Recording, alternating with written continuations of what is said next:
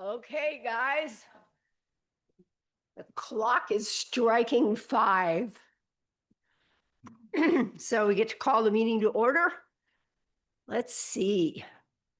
Pete, would you like to lead us in the pledge? Thank you. To the flag of the United States of America, and to the republic which stands one nation under God, indivisible, with liberty and justice for all. Look at the stripes. Yeah, I think I'm just missing some things. Either one. I'm glad you cleared that up, Doc. Either one. So has everyone had a chance to review the minutes from before? Oh, yeah, where's the? They don't write it down, so if they don't write it down. Oh, it's a slash.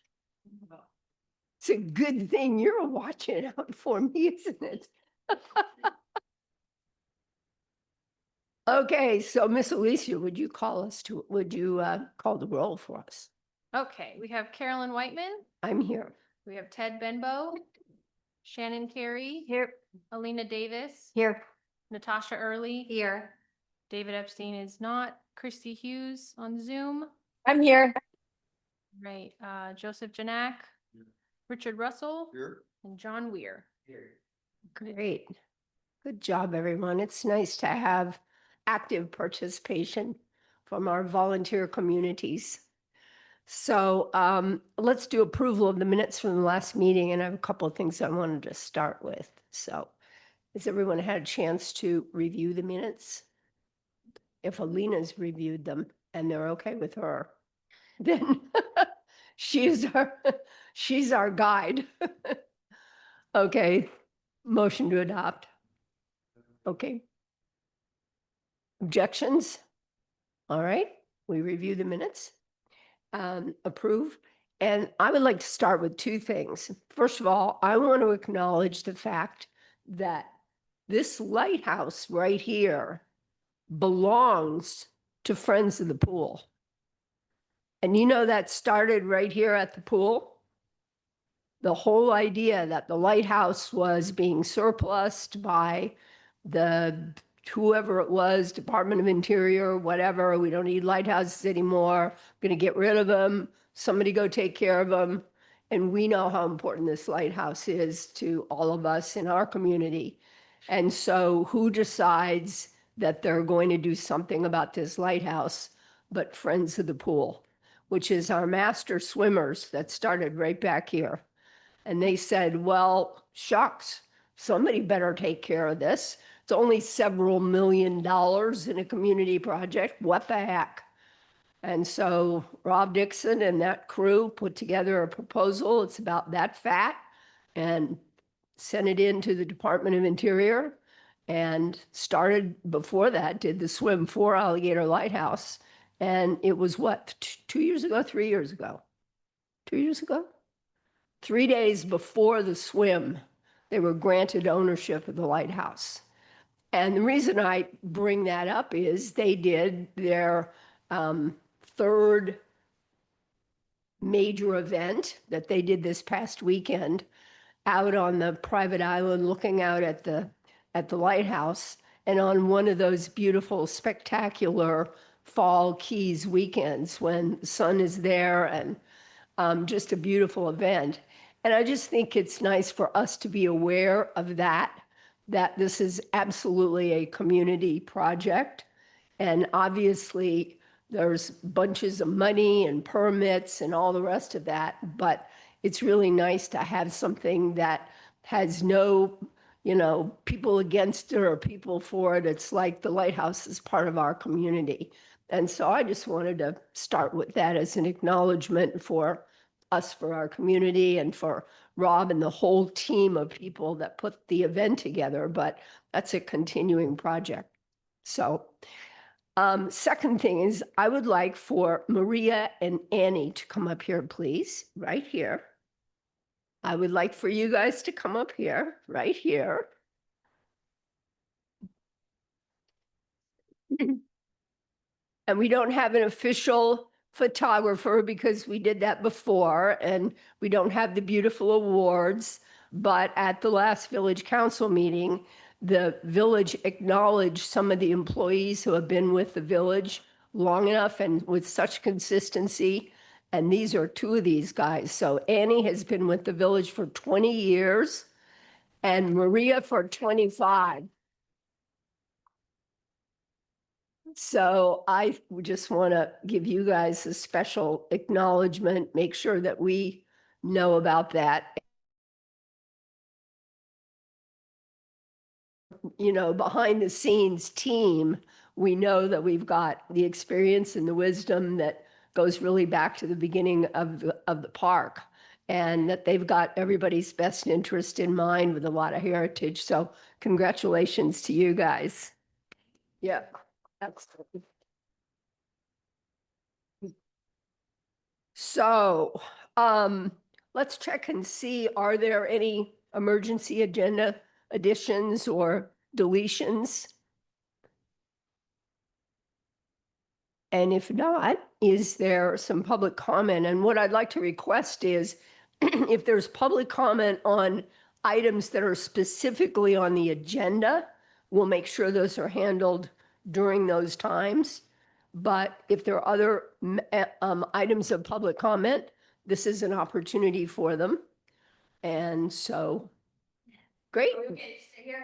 You gotta come up there. Not only that, you get to introduce yourself. Well, my name is Kelly. We live here in the park. I'm Kara. And we just had a concern. We have kind of a unique perspective because we live here full time and we have 3 small dogs. So, oh, closer to the microphone, sorry. And we have 3 small dogs. So we walk the park 4 times a day. And I mean, the whole park. So we love this place. It is near and dear to our hearts, and we appreciate all of you guys. And we're not trying to cause a ruckus, but we are really concerned about the use of chemicals in the park. The PFAS that are being sprayed all over the park, they're also being sprayed on the sidewalk sometimes. There are other people in here with dogs who also live in the park. We walk through this stuff. Our animals walk through this stuff. The guys who are out there spraying have masks and gloves, which we're grateful that they have protection, but we're walking right by them. We don't have protection. They do put out signs. We have been told it's safe after 2 hours. Sometimes it rains before that 2 hours. Where does it go? I mean, why is the city polluting the water? I guess is what I'm trying to, and the soil and where our kids play and our dogs play. And it's very upsetting. It's very upsetting every day that we walk through this stuff. And we've made emails, and now we're here. And I feel like there's something better we can be doing. And whether that's, going in partnership with a university, an environmental program, having a specialist come in, something. There's got to be something better than dumping rocks. And then a week later, because we're not actually, when we dump the rocks, we're not preparing the ground before we dump it. We're dumping it right on top of the weed. And we're only doing like an inch or two. A good example of this is at the trailer parking. And we pay to keep a trailer over there. I would rather park my trailer on grass than those rocks anyway, or weeds or whatever else. But to dump a load of rock and spread it an inch thick and not remove the weeds, not lay a barrier down, and you're right up against Florida Bay. And then a week later, you're dumping chemicals on it. And then every week after that, you're dumping chemicals on it. How much does this cost the city? Wouldn't it be more efficient to plant a ground cover that's native and just park on top of it and never throw pollution on it again? There's got to be something better. No, I Sorry, mean, but I'm the one who has, I've emailed the council, I've spoken to a few of the council members, I've spoken to a few of you. I've unfortunately resorted to Facebook, which I don't love doing. And I don't love trying to cause a harm or trouble. And I know some of you reached out and I appreciate that. And I know we were told there was gonna be a trial of different herbicides being used, and that's great, but it's still herbicides. It's still chemicals. It's still forever chemicals. It's still, I mean, literally walking the trail the other day from me to her, he's sitting there spraying it. And no, our maintenance guys are wonderful. Don't get me wrong. That's absolutely has nothing to do with them. I love all of them. They're wonderful. They come and change our trash. We have great conversations with them. But I mean, I'm walking my dog like this. He's right here doing this with a little sign that says in 2 hours. And I mean, it just feels like I mean, I can't even imagine having kids play on that field. yeah, I mean, After seeing all the chemicals that we dump out there. 4th of July, the day before, the Right entire out here. stage area is covered in chemicals. And then the next day, crowds come in from the 4th of July. Like, just seems like we could be smarter. It's on your shoes. I mean, it's all over us. It's already in us. So at some point, we have to lead by example. And I think that's what we're looking for the city to do on this Yeah. matter. Thank you. Thank you very much. We appreciate it. Thanks for And- listening. And I think that as a commentary, this is really part of the big picture also.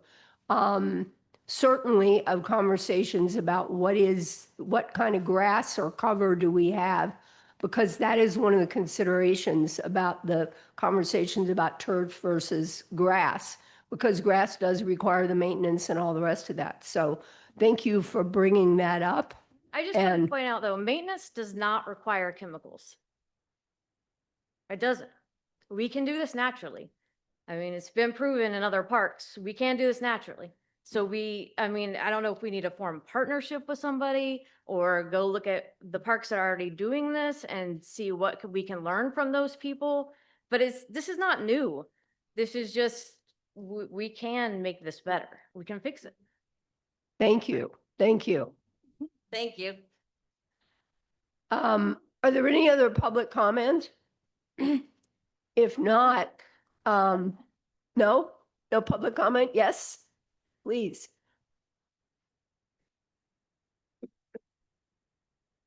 Hi, my name's Tom Vitale. Live here also with my wife Karen.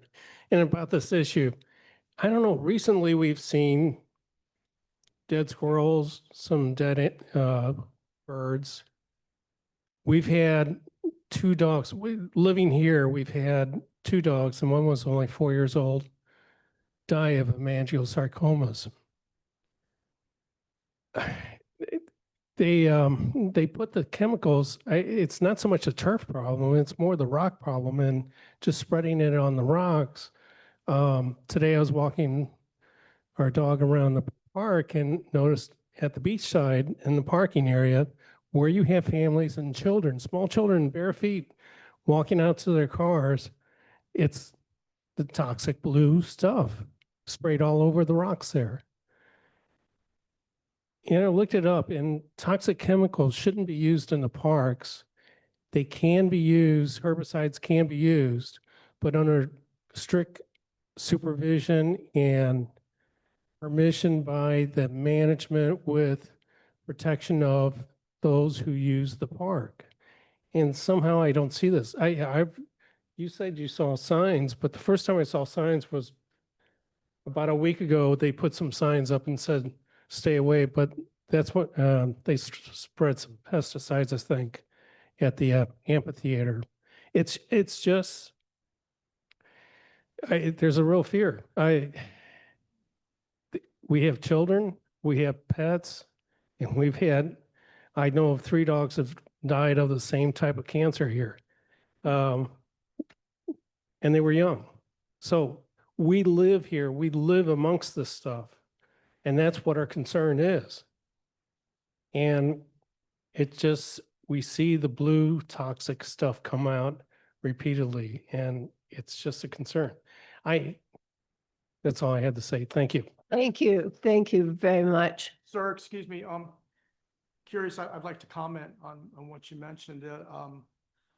You've got a good point. I just read an article just recently about people who live on golf courses and how much the chance of them getting cancer and other medical issues just because they live on a golf course or near a golf course, like a golf course community, but far away from the course. And I personally personally, I'd had, you know, I had a golf course home as a second home, and I watched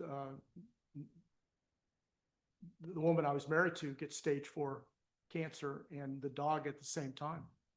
And luckily she made it when she was only given a couple weeks to live, and the dog didn't. But you guys have a good point. Unfortunately, as a member of this committee, I don't know what we could do to help you. I think you need to take it to the next step, but I'm glad you started here and brought it out. It'll end up in our minutes.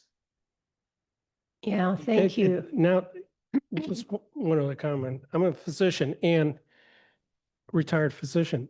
If there's a cluster, and we see it in our pets, and if there's a cluster of children, like if this comes out, this village will be in a world of hurt, because using toxic chemicals in a park where you have little children and they spray it on the rocks behind the the smaller ball field, the softball field there. There's an area that's depressed that collects water, I guess, and the weeds grow and they spray it on the rocks there. And that's where the little kids play while their bigger siblings are playing ball. It's just, it hurts to see this personally as a physician, to be exposed to this. Thank you. Thank you very much. And well, just hang on one second. We'll take this as your commentary, and then, Ron, this is not necessarily connected to you, but we're fortunate to have the manager here who was going to be here just at the beginning. Could I ask you to just come if you have any other topics you'd like to address, and maybe give a commentary for us on how you and park staff might take this, and what might be a next step? Yeah, This is our village manager. Thank you. Yeah, we had a staff directors meeting this morning, and this issue came up. Anna Richards, who I think is watching, councilperson, saw it on Facebook yesterday, and we brought it to my attention. We had a discussion today with Maria and Annie, and then I think Peter Frezza, our environmental guru. And so we're looking at basically, what the situation is, if there are alternatives that maybe, less potentially harmful. I've been told it's not harmful, but I always tell people I'm a lawyer, I'm not a doctor, I'm not an engineer, so I rely on experts, but we are looking at it, and we got to control the weeds, but maybe there's a different way to do it. And so I'm leaving it up to Maria and maybe Peter to look into alternatives.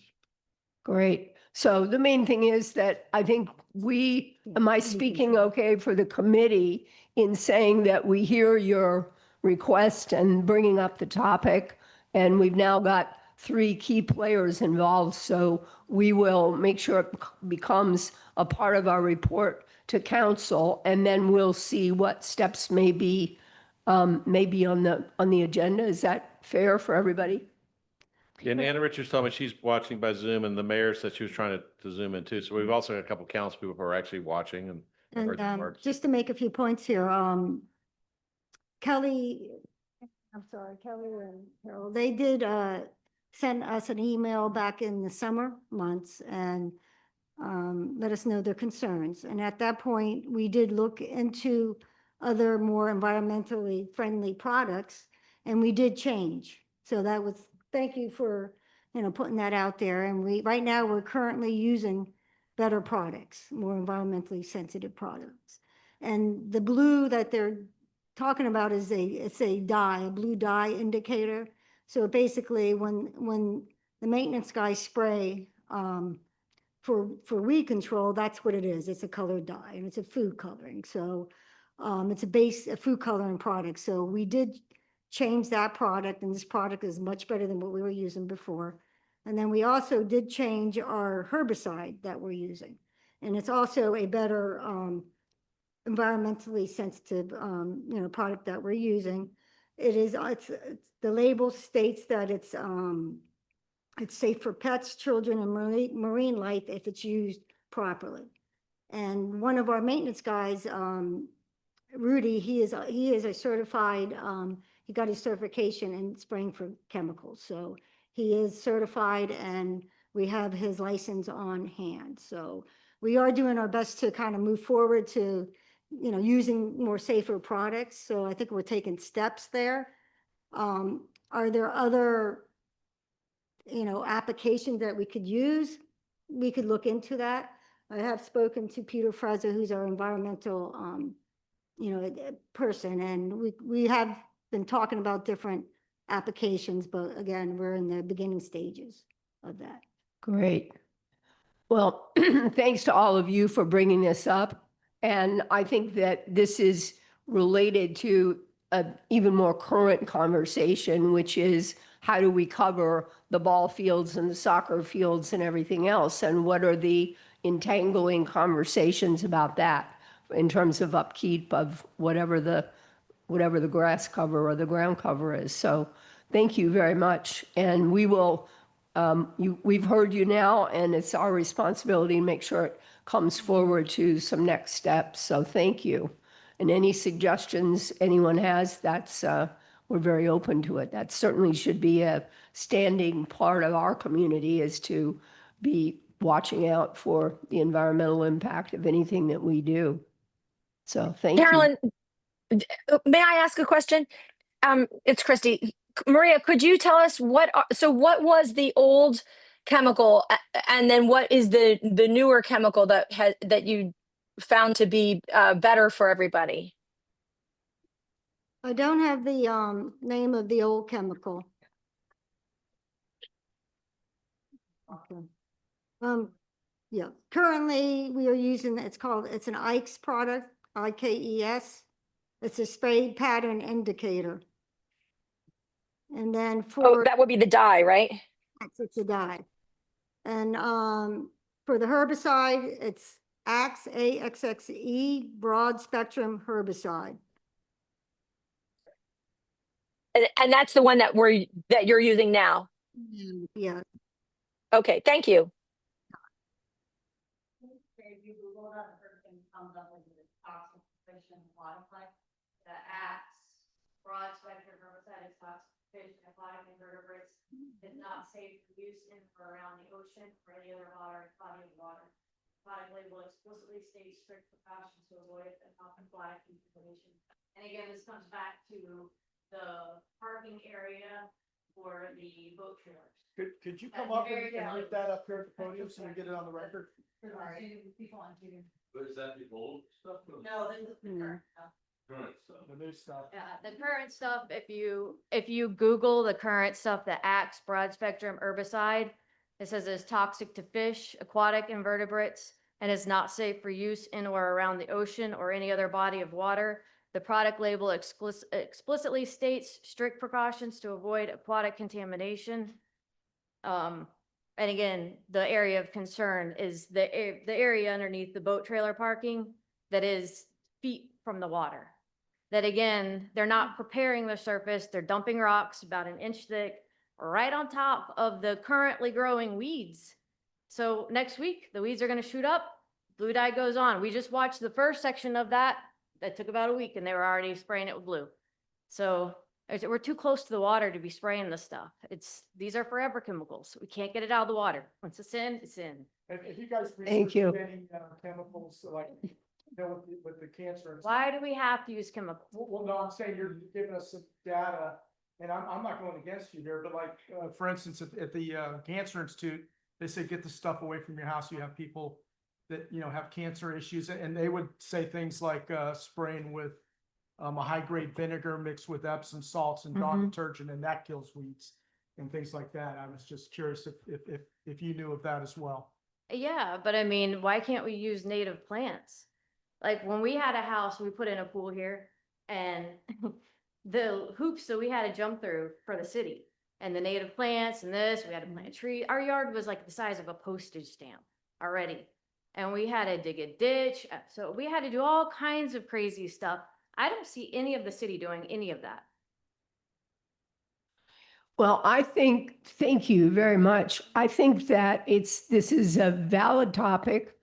This is an important topic for us as a committee to turn over to, and whether it goes directly to Maria and staff in collaboration with Pete and also the manager. We've got them here, and we've got possibly members of the council listening in. It can certainly be part of our report, but I think this is a good topic to have continued updates on and research on. We are an environmental community. I mean, we need to be. And so thank you very much for bringing this up. And it may be like you've done it before, but thank you. Thank you. No. Yeah. Well, no, this is all an excellent topic. And I think we've got the right people here to start working on this and making it into something that we can explore. And I don't know exactly what's next, but we got key figures right here in the room. So thank you very much for bringing it up. And does anyone in the committee have any objections to just leaving it at that for the moment and saying we will continue to support continued research? I have a suggestion. So we talk about preparation. Why isn't that area scraped, put weed block down, and then put the P-rock?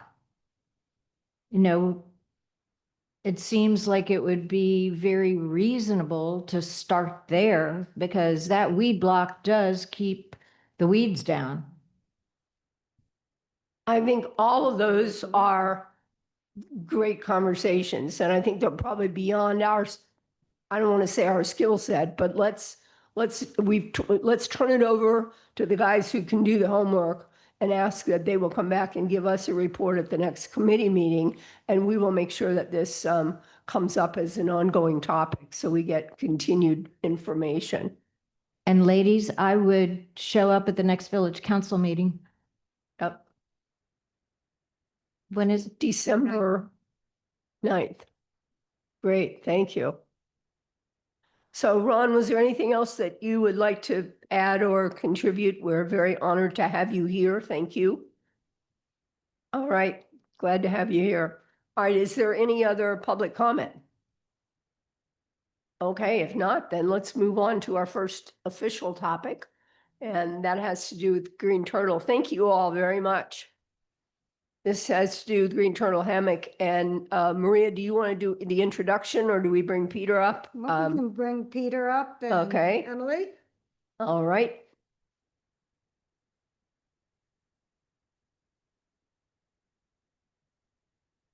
Go. Good evening, committee members. Pete Frez, I'm the Environmental Resources Manager with the village, and I'd like to introduce Emily Rother briefly. I don't know if you all have met Emily yet or not, but Emily is the village's cultural arts coordinator. So she started in July, has been doing an amazing job, doing some amazing things. Yep, you may have already noticed some art going up in public buildings. So that's something that Emily's taken on and really brightening things up. So really excited to have her. I'll let you say more if you want.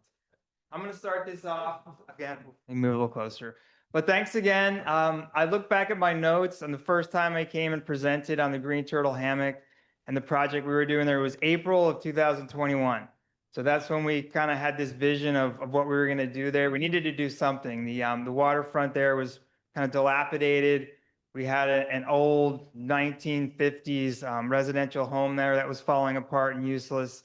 So we had this vision. It was 4.5 years ago. I came and talked about it, and I think I've come every year since. I think this is my 5th time now reporting. So we're done. So we started construction about 1.5 years. And we're finally done. So we just wanted to come and just give you an update, show you some photos, provide some thoughts, take some feedback, questions if you guys have it. And then Emily's gonna go over some future uses, maybe get some more feedback. And we have integrated a lot of the good comments you guys had. Some of that went into this, and I have not forgotten your comment, John, too, about trying to integrate or find a connection between the Green Turtle Hammock and Key Tree Cactus Preserve. I've not forgotten that, and there's a good comment. I'm still working on that. But with that, I'll just move along. Oops. Oh, sorry. Okay, so just in case you're not familiar with where the Green Turtle Hammock Preserve is, this is a village-owned conservation property. This is Upper Matacumby on the bay side, 81.2. The building just to the south of it, that's the First Horizon Bank, and then it's the Square Grouper is just south of that to orient you. It's right on the Little Basin. The property is about 10 acres outlined in yellow there. It's mostly tropical hardwood, hammock, and mangrove, about a mix of half. And what's outlined in the red rectangle there, that's the area where we went forward with the project, all the renovations to the waterfront, and then I've constructed the pavilion there, which I'm going to show you. So I've showed you these renderings before over the years. Just what the design concept we had in mind to construct the pavilion in this area. So I'm just going to go through these real quick. That's looking towards the water. And from the water, be happy to know, even though it looks like artificial turf, that there is no artificial turf anywhere on this property, and there's no turf controversies here. Sorry. So looking from the second story, overlooking the water. And then we move on to now.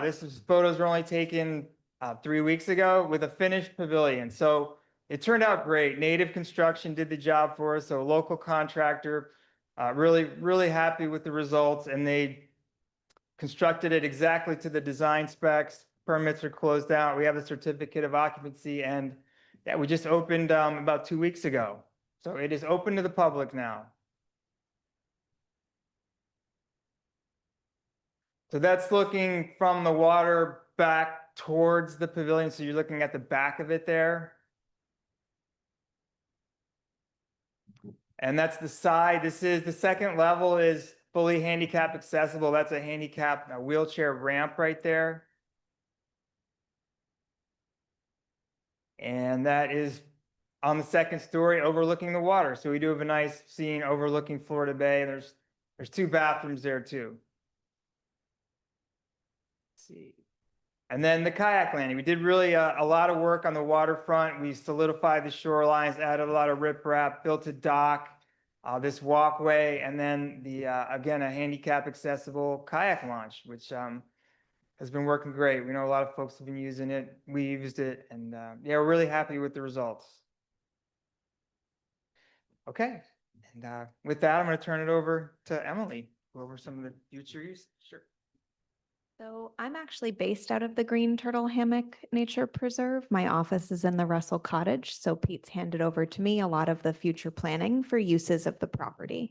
So I wanted to give you all an update on some small steps we've taken so far, and then open it up for a little bit of a discussion about what else we should do. So here's what we've done already. Well, are almost done with. So we will be opening up the second floor of that pavilion for reservations from the public, just like the little pavilions here in Founders Park. So just like here, the public will be able to reserve them in 4-hour blocks from 8 a.m. to 5 p.m. daily. And then there's a couple of small differences just based on that unique property. So we did decide to have a security deposit because the pavilion is gorgeous and brand new. So there will be a small security deposit that will be refundable minus any damage costs. We do have a maximum of 60 people for those reservations just due to the amount of parking on property. And then we also discussed internally, we'd really like to waive the fees for organizations that want to host environmental education events in that space, because that is the purpose of the park. So that I think aligns pretty closely with what we already do with village property here in Founders Park. And so we'll be making that new rental agreement public shortly. Any thoughts or questions? You know what? Yes, go ahead. May I ask you something related to your job title, but not directly related to this pavilion? Why not? Yeah. Since we're supposed to be a conduit for public input, and I mentioned this briefly right at the very end of the last meeting, and Mr. Saunders addressed it. If the village were to decide to keep the old church property and convert it to a performing arts theater, would that fall under your purview?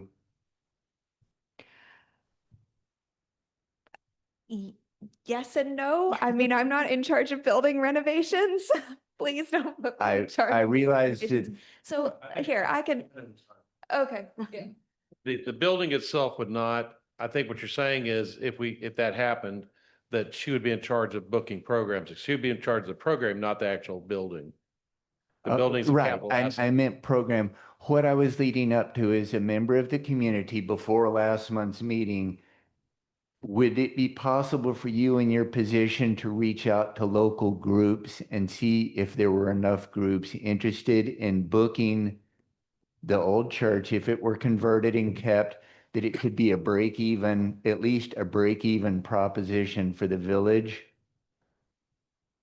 Yes, There are but the in folks fact, that perform up at Murray Nelson, and that's not optimal.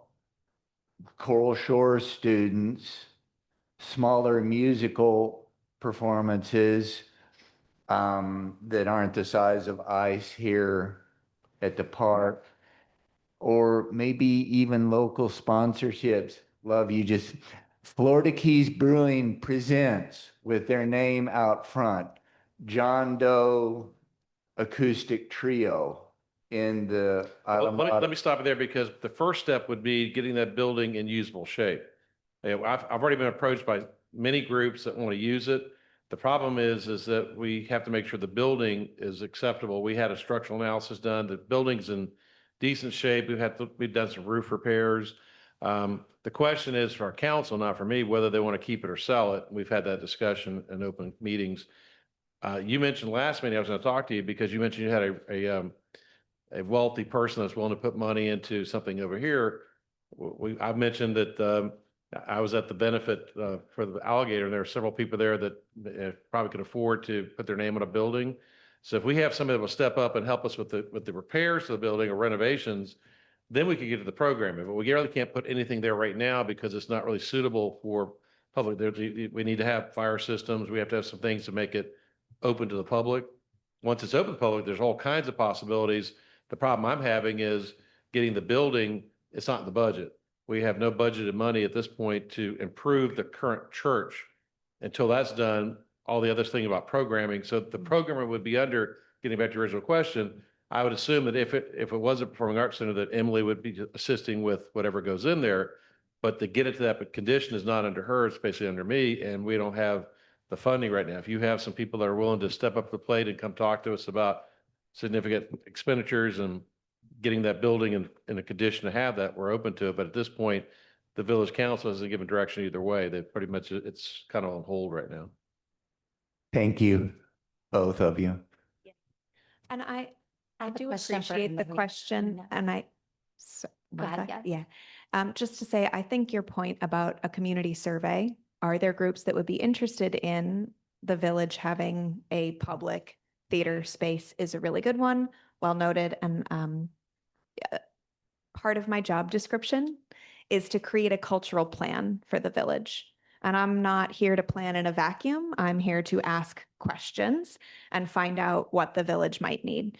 So that is definitely something I am interested in doing. And whether what building it goes into, probably not my purview, whether it's the church or something else, we'll see down the road, but I appreciate the question.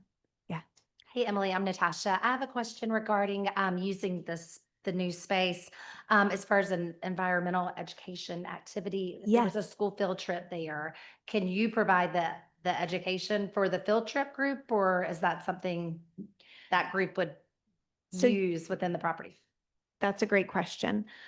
We do not on staff have people who provide environmental education. So the kinds of environmental education events that generally happen there would be things like nature walks. We have people who want to come and do film screenings of environmental films, lecture series, things where maybe a school science teacher wants to come in and have their class there.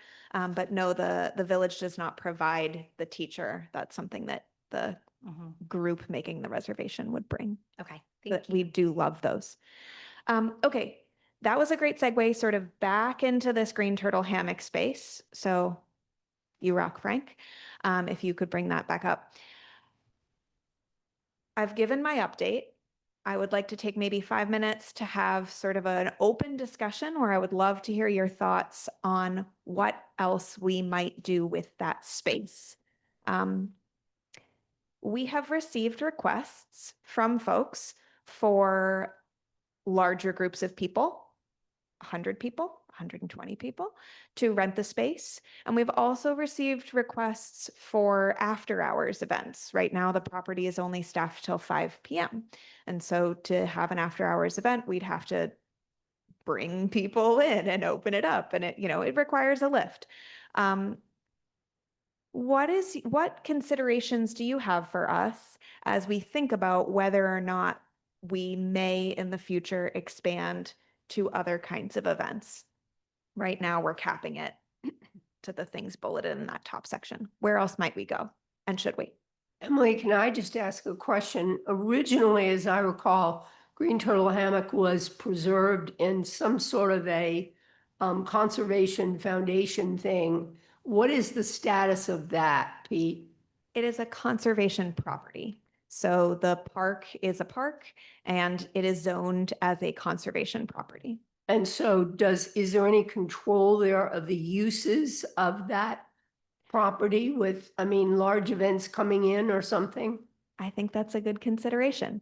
So for current events, in the rental agreement, we have an addendum to that saying that you understand, not you, but the renter understands that it's a conservation property. And we have all the park rules that prohibit things that would damage the property, like balloons and, rice and confetti and glitter and, all these other things that you wouldn't have in a park, gas, open flames, none of those.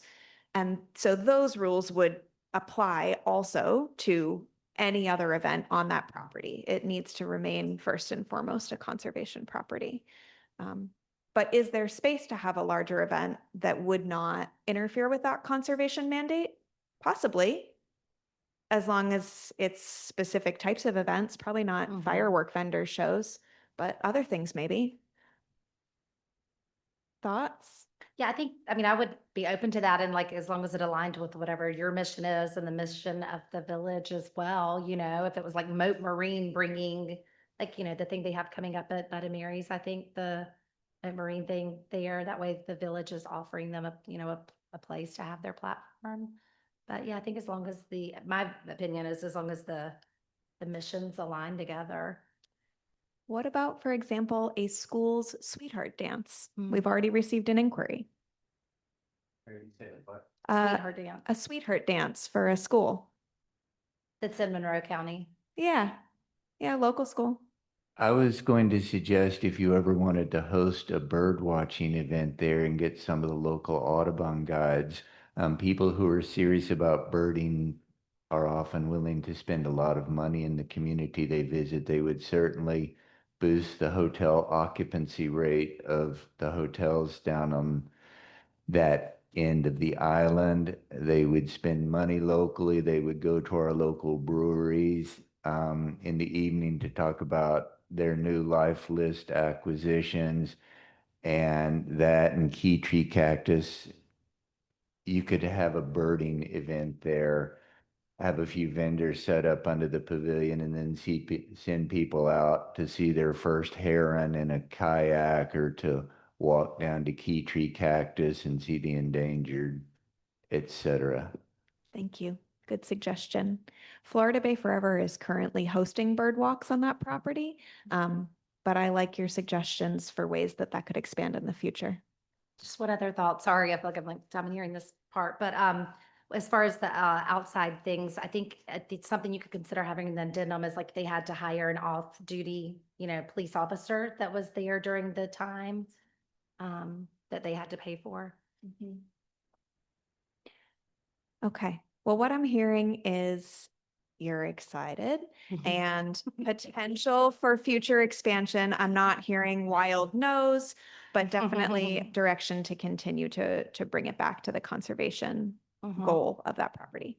Okay, we'll continue thinking about where we go in the future. And for now, please tell your friends and family that it is open to the public between 8 and 5 for reservations of the second floor. I'm brand new to this, and I think it's awesome. And I actually didn't know where it was until you pointed it out. So this is super cool.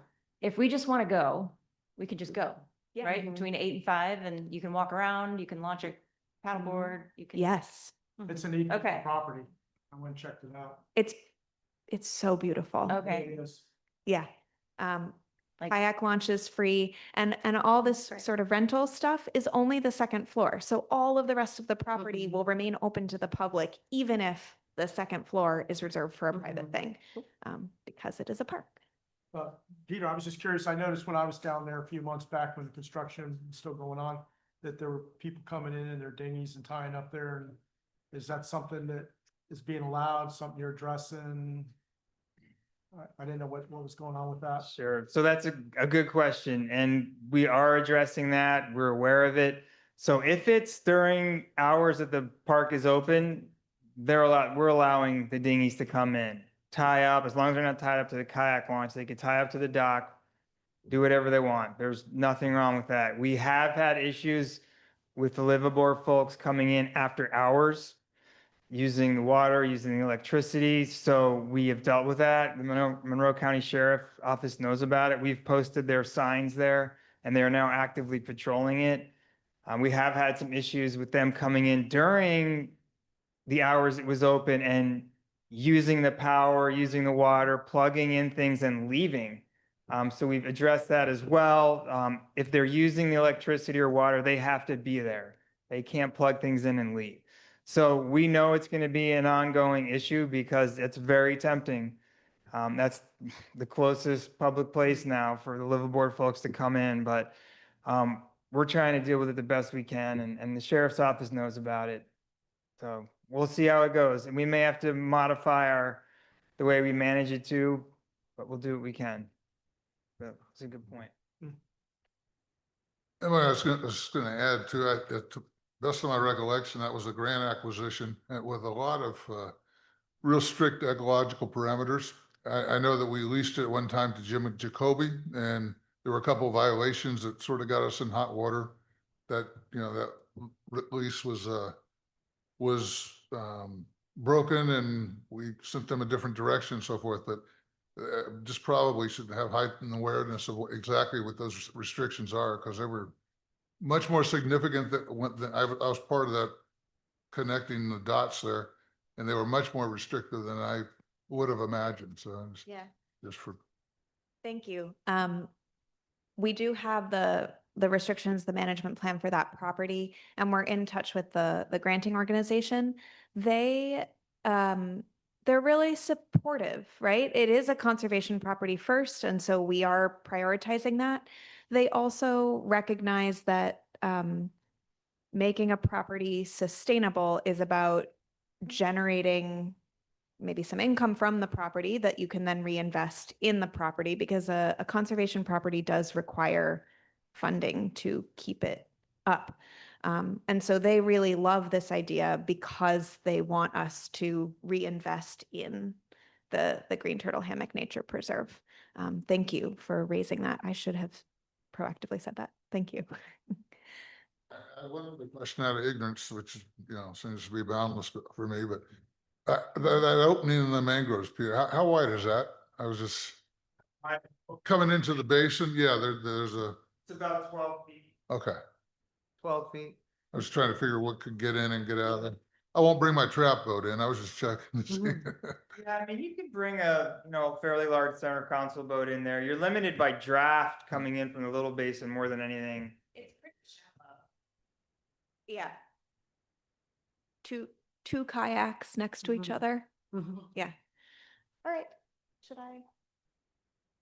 We do have one more thing just to update you on. So the Russell Cottage, which is the historic cottage at the front of the property, and by the front, I mean the part by the road, is currently office space and a gift shop for the Florida Bay Forever organization. Starting in the new year, no, that makes it sound like I'm doing this in January. We are not. In the late spring, the new year, late spring, we will be kind of converting that space into an environmental resource center. I know that the text gets really, really small there, so I'm going to rattle it off. But basically, this is a space where we are supporting Isla Mirada's environmental organizations, all of them. So Florida Bay Forever, but also Moat and iCare and Dolphin Life, and the list goes on, by providing information about what they do, their events, their programs, how to contact them, how you can get involved, donate, or volunteer with their missions. So we will have static and live displays. There will also be a little reading room. That children's activity room will remain. And then there will be a small staffed reception, just like there currently is. So it will remain a place where visitors can come and learn about environmental organizations. But instead of being just about Florida Bay Forever, it will also be about many of our other environmental organizations. So we're super excited. We're still kind of figuring out the plans for it, scheduling meetings with environmental orgs in the month of December to get their input and what they think. But I wanted to bring it up here just in case you have thoughts or you hear from anyone and then you want to come and bring it up in the future. There's plenty of time. It's not urgent, but seeding a thought. So this is because Florida Bay Forever is no longer leasing or has whatever rights that they had to the cottage. They have a 5-year lease for the cottage and their 5-year lease expires in March. Okay. So when you're saying that this is going to be not just for Florida Bay Forever, but for other environmental groups, so the staffing will be volunteers from these various environmental groups, or are we talking more village staffing? We've had hopefully the first thing you said. So we've had initial conversations with a few organizations, Florida Bay included in that, and they have all said that A, they love this idea, and B, that they would love to provide volunteer staffing for it. They often get requests from the public to volunteer for their organization, and not all of them have missions that can support massive amounts of volunteers. Like, you know, for iCare, you have to be able to scuba dive. People want to volunteer for iCare, but don't meet that ability and certification requirement. And so they're actually super excited about having a place to get their community volunteers able to support them. So yes, hopefully volunteer staffing. And me, it's my office.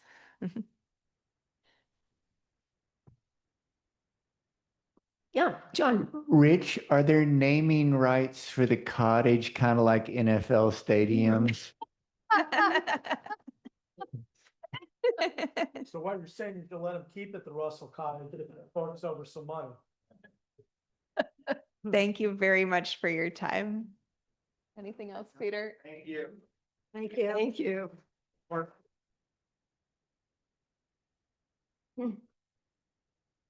Okay. Thank you very much, guys. And thank you, Mr. Manager. If there's anything else that you feel like you'd like to contribute or add, we're happy to have you here. No? Okay. Glad to have you. All right. Maria? Let's spend some of their money on my phase 3 motion. Put that in the minutes. I guess we're next on the agenda is the Founder's Park Master Plan Phase 2 and 3 for John. You wanted this on the agenda? Thank you very much. I was hoping to be added to the agenda for 2 motions. I'll try to do things the correct way. I'll make the motion first, and then if there's a second, then any discussion. I move that this committee endorse to the village council to proceed with natural grass for the multi-use fields in phase 2 of the park expansion plan with encouragement for improved turf maintenance. Help explain the improvement for turf maintenance. Explain that. I was going to wait for a second since last time somebody said we weren't really following Robert's rules. I'll second that. Repeat that again, what you just said. I move that the committee endorse to the village council to proceed with phase 2 of the Founders renovation with natural grass for the multi-use fields with encouragement for improved turf maintenance. This is Christy. I don't know if you can hear me, but I will second John's motion. All right. Does phase Okay. 2 include the building that they want to put up? I'm sorry. Does phase 2 include the building that they want to put up? No. That's the ballpark. Okay. Yeah, no, No, he's, no, All I'm right. talking about the community center. No, that's the community center is phase 4. Okay, thank you. All right, so can I open up for discussion? yes. All right, I certainly appreciate all of the effort that Miller Leg put into it. They did do the little, I don't know if charrette is the correct word or simply the focus groups, but the one for the multi-use fields, which was primarily soccer more than lacrosse, simply wasn't well attended because it wasn't well put out. So as I'd mentioned to all of you a couple of months ago, I went out and I manually polled at least 50 people regarding what they would rather see their children playing on. And the results were 4-1 in favor of natural grass. I know Miller Leg recommended artificial, but the parents in this community whose children are playing out on that field by a 4-1 margin would like to see natural grass. And among the small minority of people who wanted artificial, it was just because the grass is harder to maintain, even though they recognize the problems with artificial, hence the little additional tag for encouragement for improved maintenance. That is intentionally vague because what that ultimately turns out to be is up to Maria and her staff and what the budget. I did a little preliminary research and I will do more before it comes to the council if you all pass it. We could send a member of her staff to get an online certification in turf management for not too much. So we could take one member of the staff, put them in an online course, how to maintain a turf field better. If most of these courses are directed to golf courses, obviously, but the same principles could apply here. If they can repair divots in a golf course, then we ought to be able to keep the areas right in front of the goals on the soccer field, the lacrosse fields, from looking like sand pits. The fire ants are a problem. Parents have asked, you know, can we do something to control the fire ants? And I'm not knocking you or your staff, Maria. I'm simply conveying public input. These are the things people bring to me.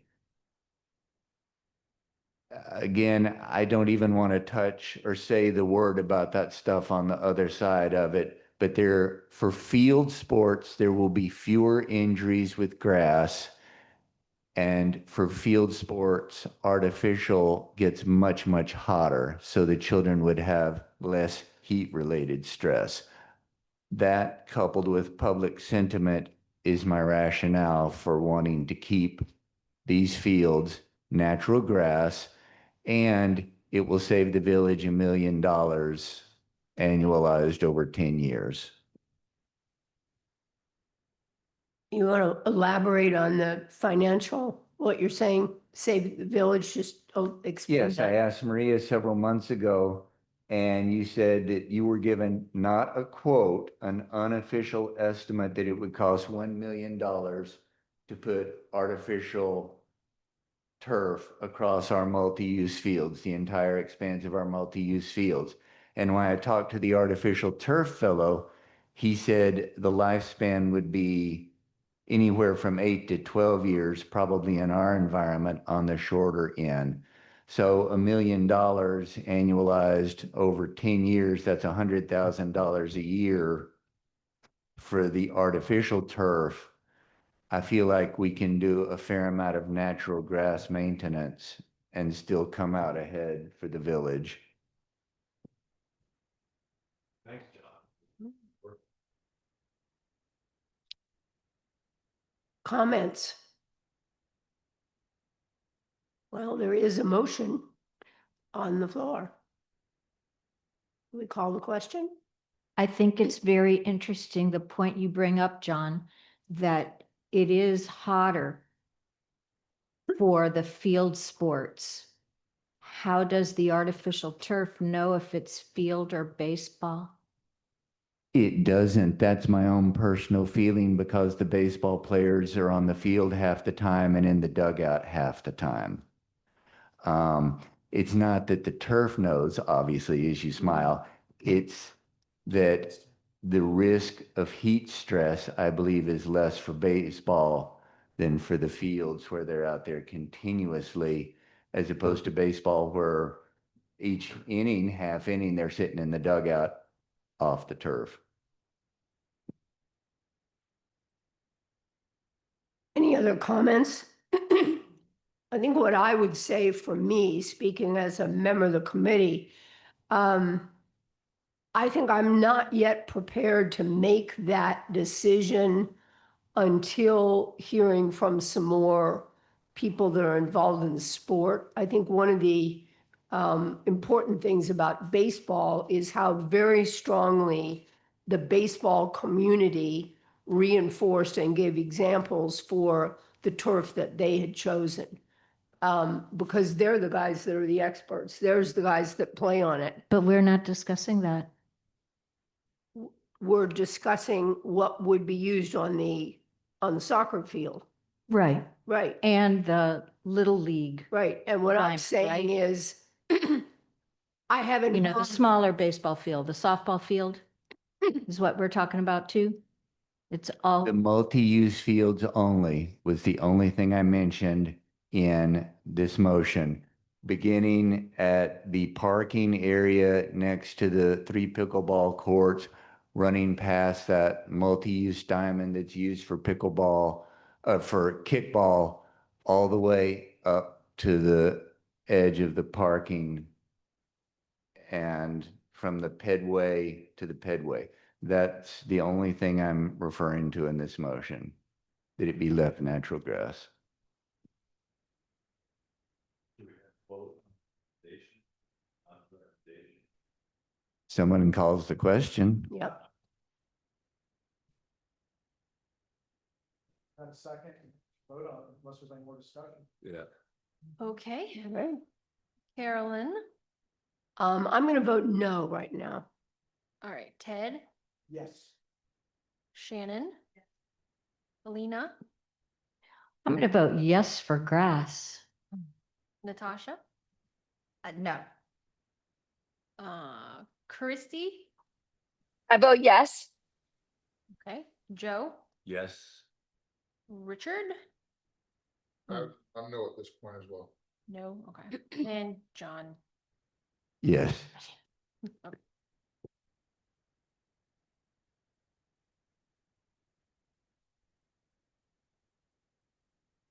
What was that final vote tally?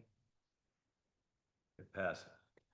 And thank you, John, for bringing that up. I know that's been pending, and just speaking personally, I think that's a topic that deserves the same kind of conversation we've had about baseball, but I appreciate you doing that. And I think that's obviously where we get to look further, where we go next. So thank you.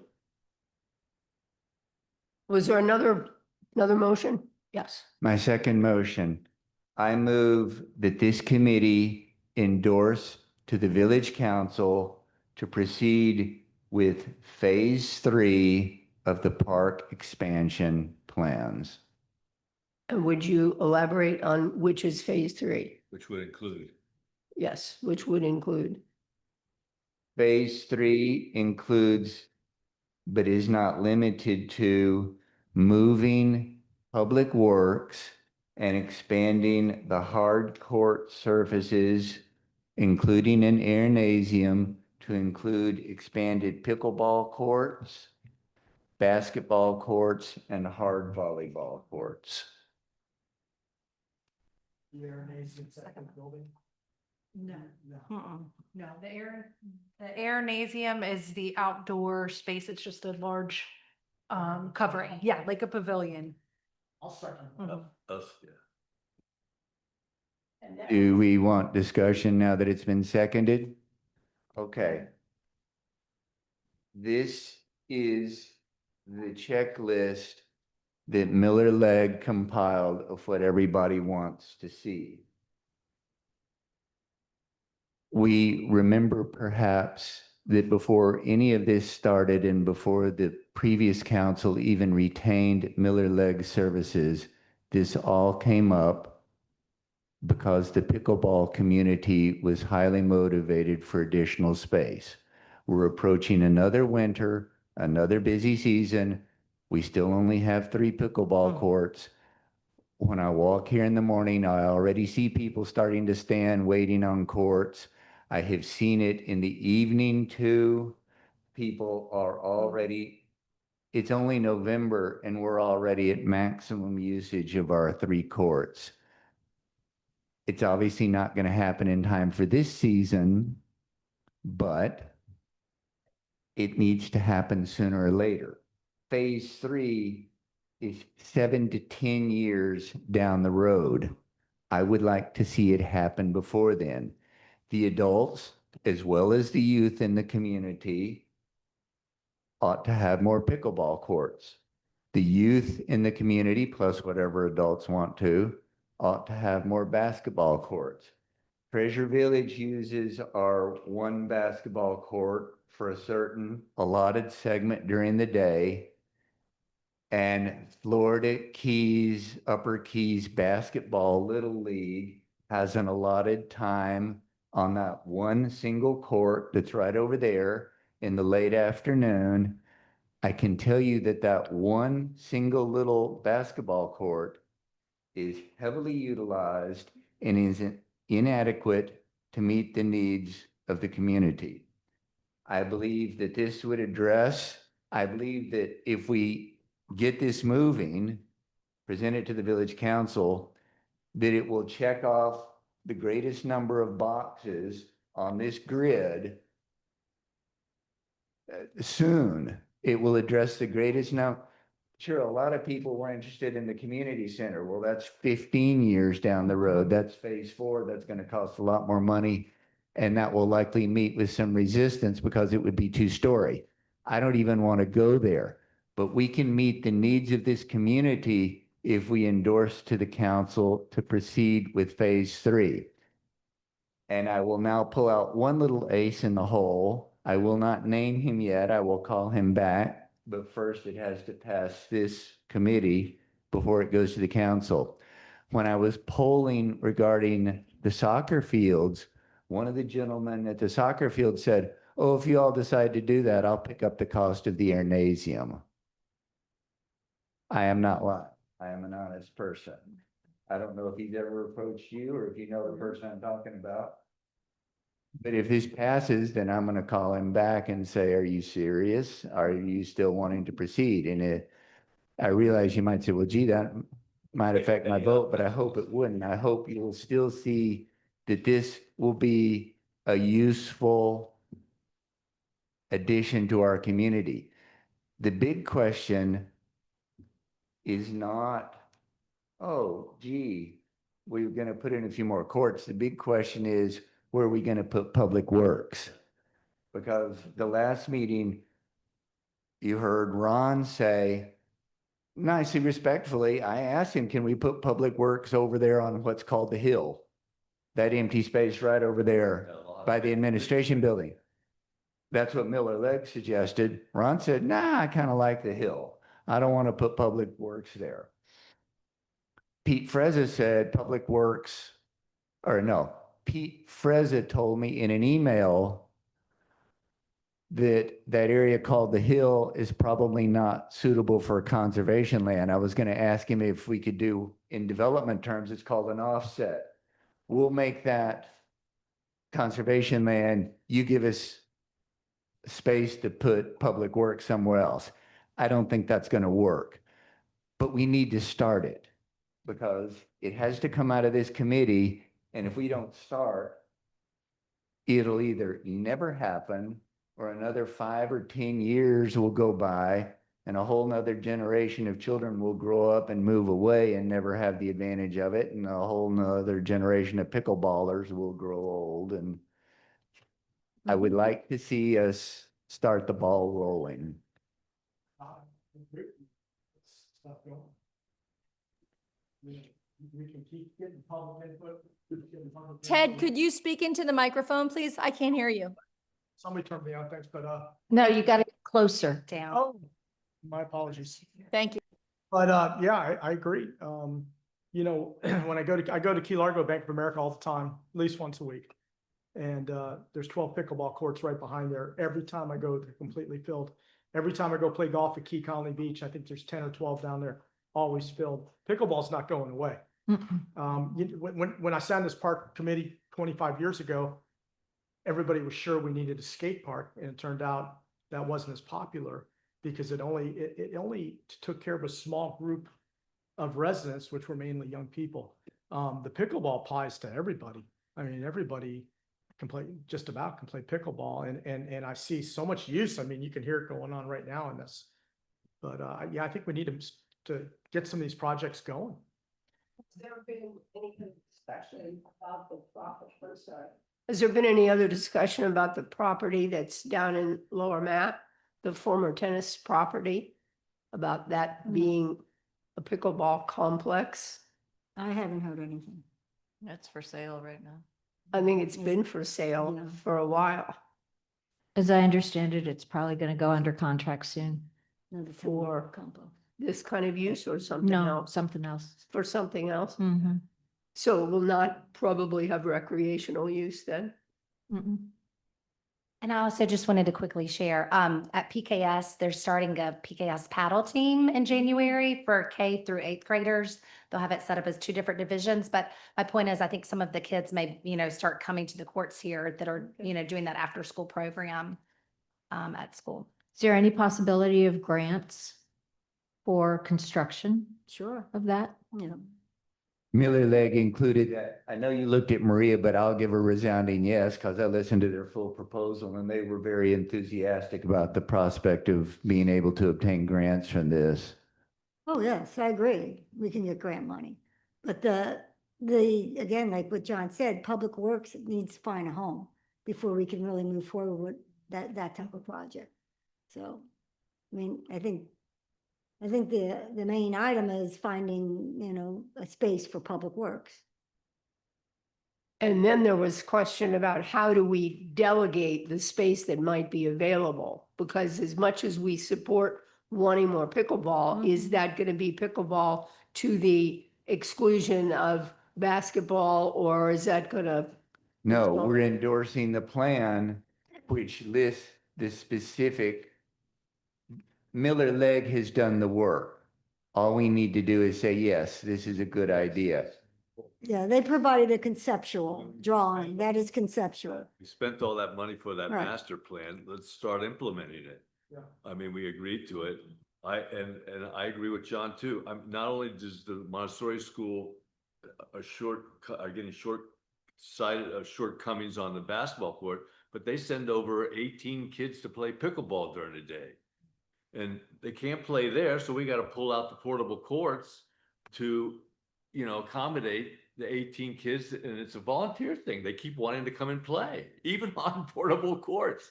So those are our kids in our neighborhood. And I can attest that pickleball is going to be here. It was an exhibition sport at the last Olympics. And they're hoping to get it into either the next Olympics or the following one. So it's not going away. Mm-mm. And so I vote, I think that we ought to vote to John's proposal here. Yes. Can we call for a vote? Would you like to repeat your motion? Yeah.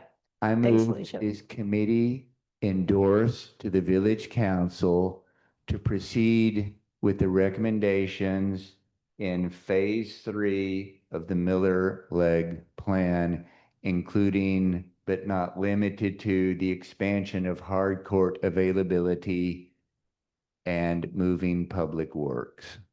I second. All right, motion and second. Any more discussion? I just want to ask John, could you please say the list of the things that were in the phase 3 one more time? You held up that paper and said it was the Airnasium was in it? That's Christie. That's Christie on the committee on the Zoom. Someone just restate it for me. Oh, just read the list of the things that are Included in phase. that are included in phase 3. Yes, I will read the list. Phase 3, new development, maintenance area. Airnasium, 2 basketball courts, 8 pickleball courts, bleachers, 2 volleyball courts. Improvements, multi-purpose path connection, pedestrian entrance to preserve. To the preserve. Is this? But that's not included in John's list, right? Well, that was why part of the wording of my motion was including but not limited to. Specifically for that reason, if somebody wants to make a hole in the fence, so there's one more way to get to the preserve, great. If they don't, that's fine. Whether the path gets connected or not. The purpose of saying including but not limited to is I just want to see movement. And I don't want the village council to say, and I'm not picking on them, oh, I don't like that one little provision in this motion, so we're going to strike the whole thing and put it on the table. That's why I say including but not limited to, give them some leeway, but let's just get it moving. So if I'm to restate the intention without the words, the intention is to get the process of phase 3 started, which obviously begins with something's got to happen with public works. And then beyond that, then the looking at all the other phases. Is that a fair interpretation? Yes, that is the desired intent and outcome. And I think Public Works that's gonna be up to the council to decide where they're gonna put that. Obviously, They paid for this study. I mean, I think they already had that in the back of their minds, but I don't think it's under our umbrella. Yep. Okay, any more discussion? Call for the vote? Vote. Would- All right, Carolyn, I say yes. all right, Ted, Yes.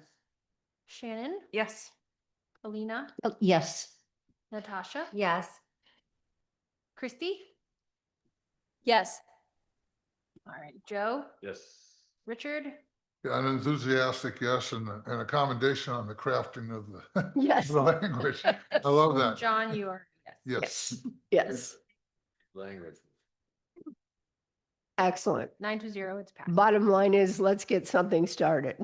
Is that a fair interpretation? Well stated. Thank you very much, John.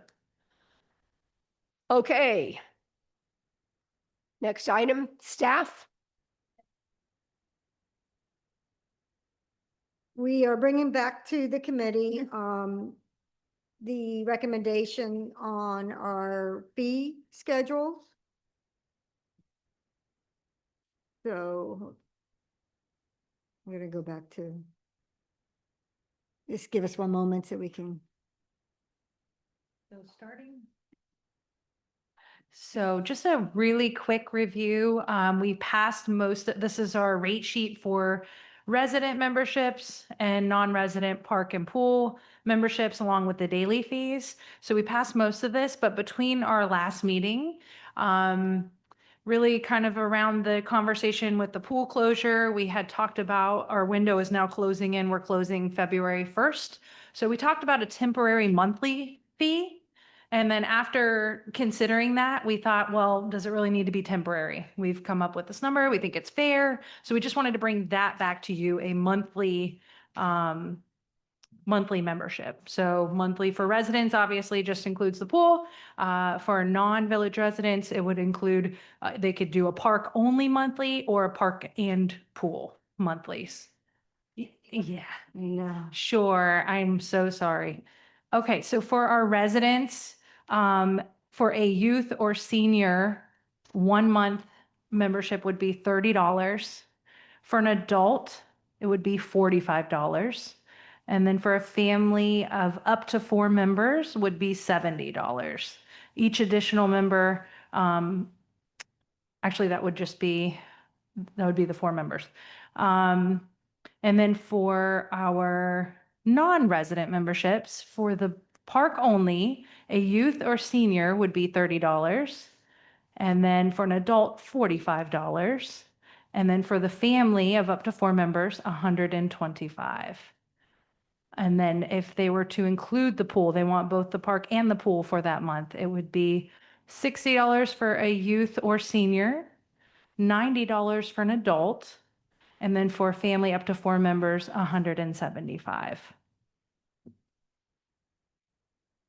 Apologies for the kind of small, it's hard to fit all that on one sheet. I'd love to see you change the senior age down to 60 or 62 instead of 65. Just my thoughts. Okay. And then also, I know the whole thing, and it was kind of a big issue on the Zoom meeting I attended with charging the schools a fee.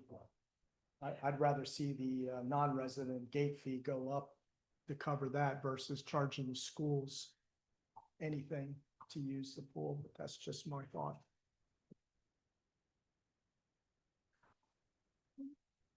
Okay. Yes. I think Yeah, referring to the would you field trip expand fee. on that? Is that- Just expand on, So instead of $10 for non-residents, I'd love to see $12, and that'll more than cover anything that the schools want to do. That's, I just, going around different parks from Jupiter down, Jupiter, Florida, and including Marathon, where they use a QR code now to park, to use the beach and the park down there. I don't think we're charging enough. And I certainly don't want to charge the schools to make up the difference. So I'd rather see us go to $12 across the board for non-residents only. I think that'll cover it. And then as far as the senior, I'm looking at senior prices. It says 65 and plus. I don't know. There's a lot of people in this town that are retired that are at 62 or 60. I would love to throw them a bone and say, let's lower the age. It's just a minor. what is the traditional definition of senior? I usually think about it as being 65, but, I mean, sometimes discounts in businesses start at 55. Yeah. I mean, you can take your social security at 62. So that's the only, it's really not that big of a deal, but if we're massaging this thing, then I think we should consider that. But more so, I would love to see the gate fee go from $10 to $12. and this is yours talking specifically about non-residents. Yes, on the gate fee, not on the senior thing. Okay. My question, and I look back and forth on this, but my question on this is, we've heard comments about not wanting, quote, non-residents of Islamorada. I have a concern that this park supports the school, which is Islamorada, Tavernier, and Key Largo. And I have a concern that the parents and families of students that are able to play here because of their school involvement, therefore would have a distinction that the parents pay more to pick up their kids or be around their kids if it's a school group. And I don't know how to define that. I totally understand the idea of out of, non-residents, but I'm concerned about that window around students. Right. Well, any youth organization and students, they do not pay to come into the park to use the fields. Well, that was a different fee. Right. That was recommended that we create a pool facility rental fee and it's a seasonal team fee That's what for, it is. yeah, Carl Shores High School or any other, high school team, which there isn't unless Marathon Right. High School came to use the pool. I'd So love to that see was, that go, so but- that is so we could look at those as two different things. Yeah. That's Well, I what mean- that's what I would recommend. I think the fees that the committee already voted on, I think are great fees. I think it's the fees are decent where we don't want to overprice, I think, our non-residents. And if the committee feels that the pool facility rental fees and you do not want to charge a rental fee to the high school, that would be just two separate things. I mean, this comes up and people talk about overpricing. These people down on vacation, they're paying $300 to $1,000 a night. And when I go over to take my dog to the dog park, it's all out of state tags. It's all people from Miami. I'm not saying don't bring them down.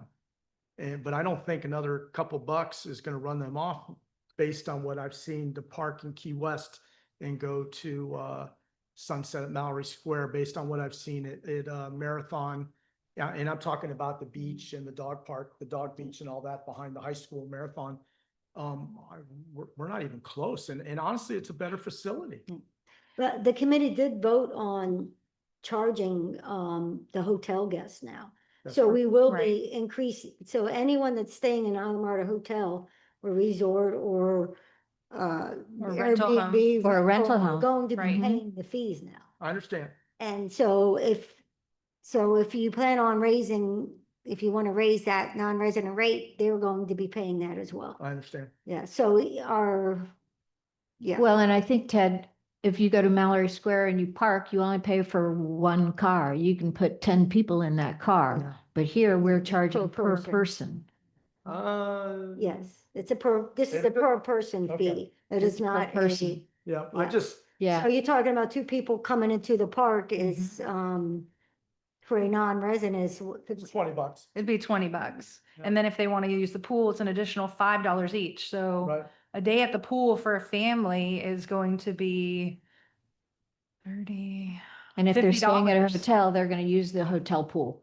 right? $50 for a family to come to the park and pool Yeah. on a daily basis. Yeah.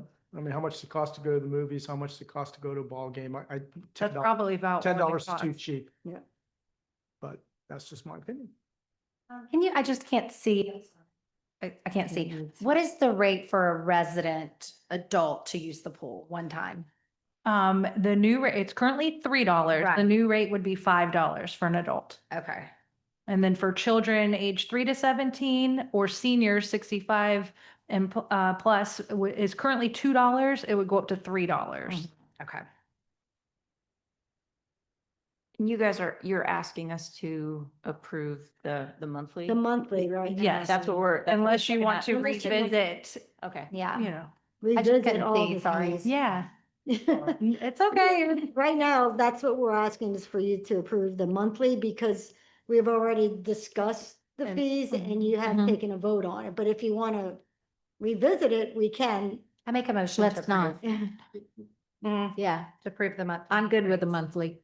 Can we have a vote? And just to clarify, this does include people who are staying as a resident, clarify the RBOs and that sort of thing. Yeah. Clarify where that fits. So Hotel, yes? anybody, residents, anybody, a guest pass would apply then to anybody staying at your residence as a, family friend or your family member would be eligible for a guest pass and treated the same.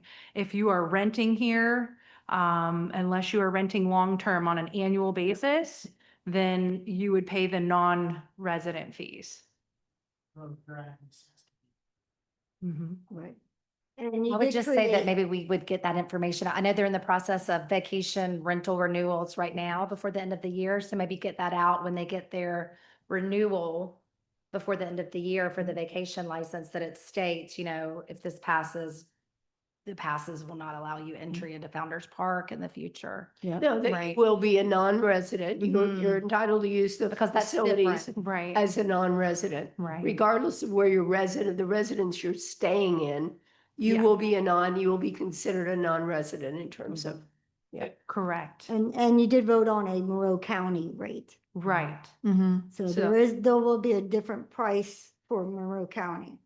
Right. So if you're a Monroe County resident and you show your ID, the daily fees would be discounted. So an adult would be $5 and youth or senior would be $3. So your local neighbors would be getting that discount. So that covers my question about the schools and the parents and all of that, because that's obviously Monroe Right. County. Correct. Okay. Yes. And again, any sports groups or using the field, there are no fees for them. Yeah. So the pool fee is separate. So that's the next for discussion. If the committee feels that we should charge a fee for the facility rental for the high school to use the pool, sorry. Okay. Yeah, because obviously, when the people are using those fields, they're parking outside the gate anyway. So did you want to we need to vote on the? I monthly? forget who made a motion to, okay, and seconded. Okay, so if you're ready for the vote? Would you restate that, because you're separating whether this is which Just part? for the monthly fee. This is just to approve the monthly rates that Okay. we've proposed. Okay. Yeah, okay. Everyone, thank you. So Carolyn, Yes. Ted, Yes. Shannon, Yes. Alina, Yes. Natasha, Yes. Christy, Yes. Joe, Richard, Yes? John. Yes. All right, unanimous vote. Great. All right.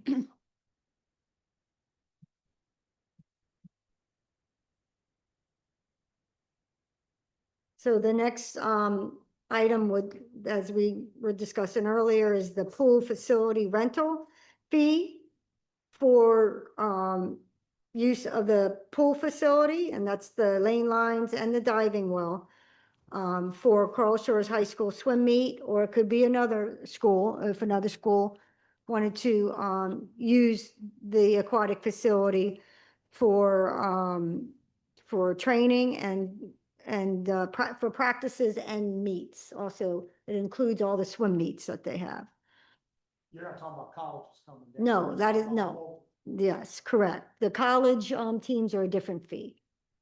So this is basically, right now, currently, we are discussing, the fees for Coral Shores High School. Maria, what is traditional and what is current? What is our current policy and what is traditional in other high school type programs? Currently, there are no fees for the high school. And that's been established since the pool was built. So for the last 24 years, there has been no fees.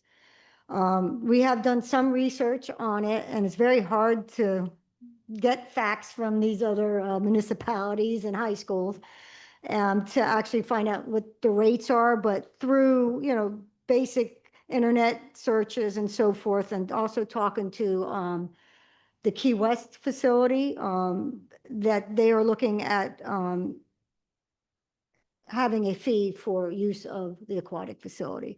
The range from the internet research, the fees range from 1,500 to about 3,000. So that, yes, a swim season. And conversations with the Key West facility, they are looking at charging this year, and they said their fees were going to be like $70 an hour, but that's based on weekly, hourly. I think they rent their space for an hour, Monday through Friday for practices, and then they have about 5 or 6 swim meets as well.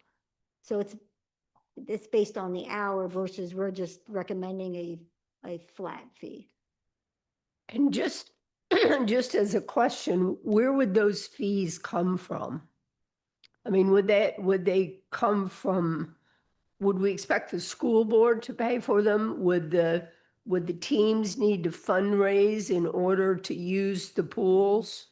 Is that? That's a good question, and I did talk to Richie a little bit about that. And maybe he can add to it since he, is involved with the school. And I can't say this factually, but this is just pure speculation.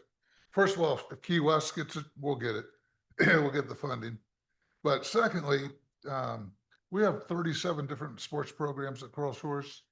All those other facilities are underwritten by the school board.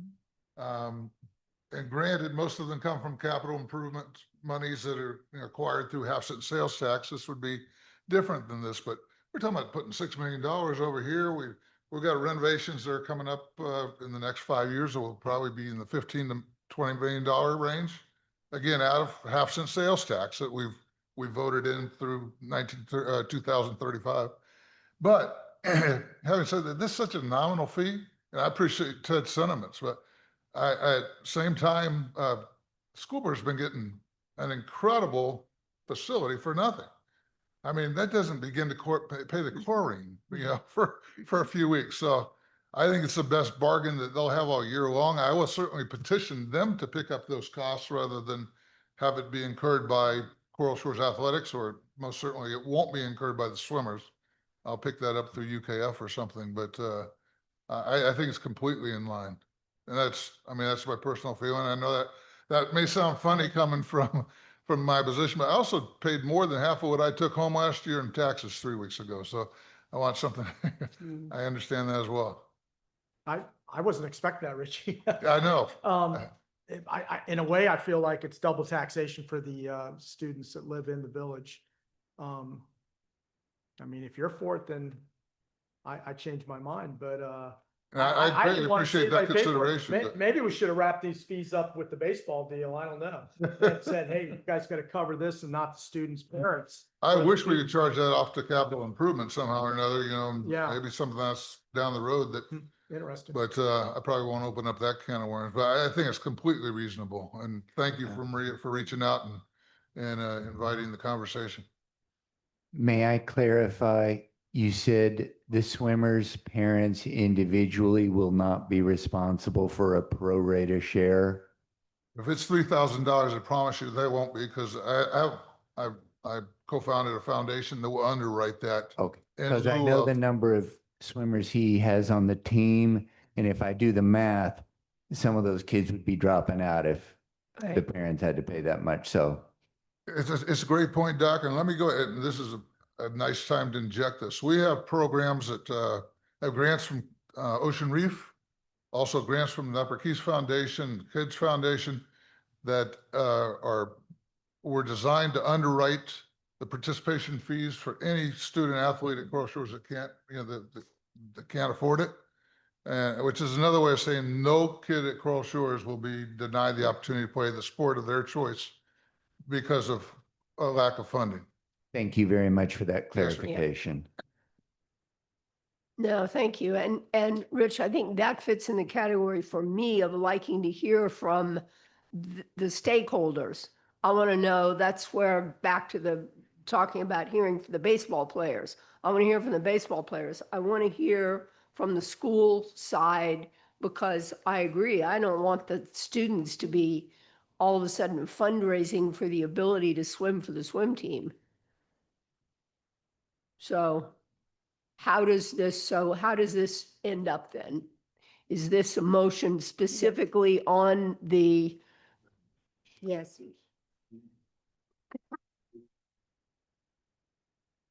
and that there's a request for funding for that? So I move to have the motion.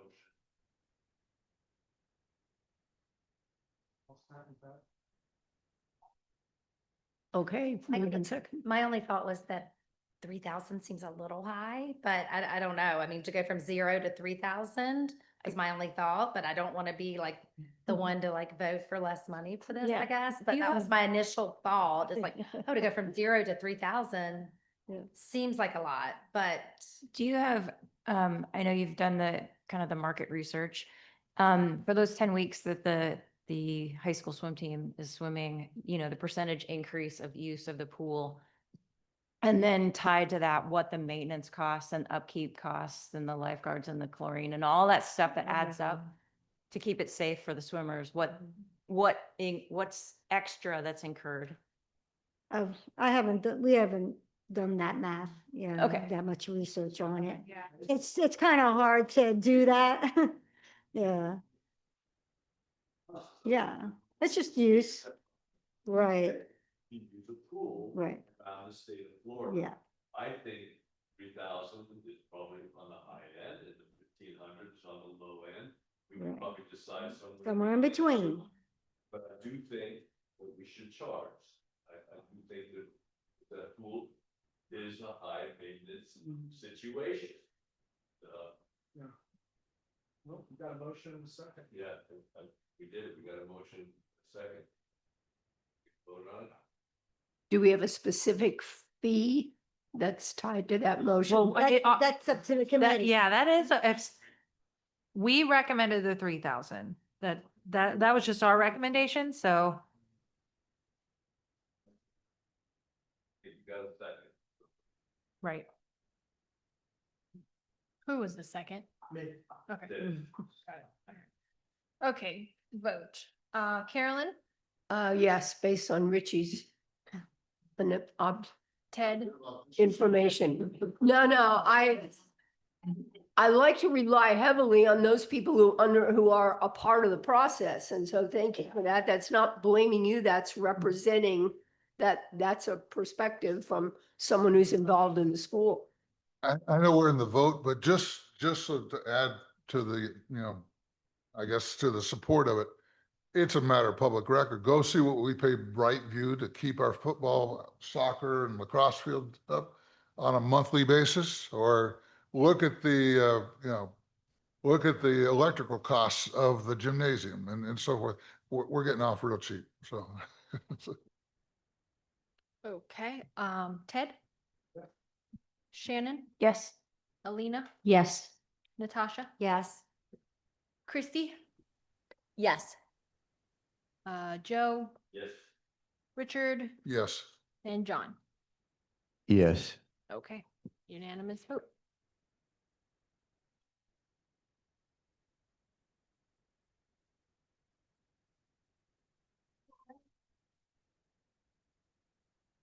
Up to public comments, I think that's why we had public comment here, right? Yeah, go ahead.